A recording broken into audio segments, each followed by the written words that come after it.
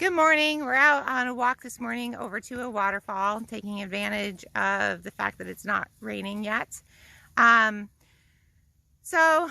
I hooked my dogs up this morning to bring them out for their walk, I took them over to take the trash out and hooked them up on their leashes. And they're supposed to just go right into their loose leash rules when I put them on their leash, because we've been working on that. But I was not paying attention to what they were doing and was thinking more about the day ahead.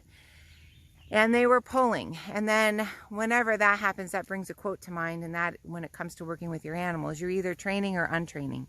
When you're working with horses, dogs, every time you work with them, handle them, interact with them, you're either training or untraining the behavior pattern.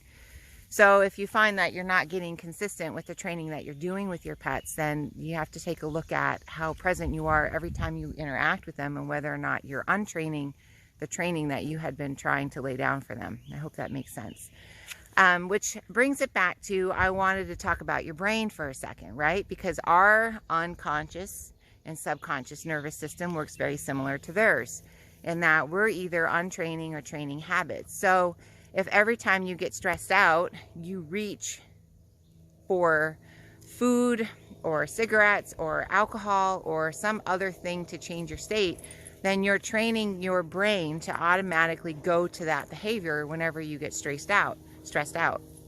Whereas if you take the time to be really present throughout your day and acknowledge that when there are moments of stress, you try things like tapping or taking a walk or deep breathing, or there's a whole host of other things you can do to deal with stress versus turning to food, even if it's just a set of squats to change your hormonal state.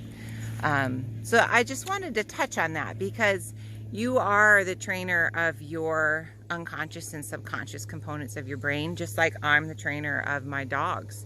So you need to remember that you're either training or untraining behaviors and habits. And if you need to change your habits, then you need to be really present and be aware of what things you need to change so that you can recognize it and correct it. I hope that makes sense, because that's a big part of mindset and mindfulness of healthier eating and making better choices consistently.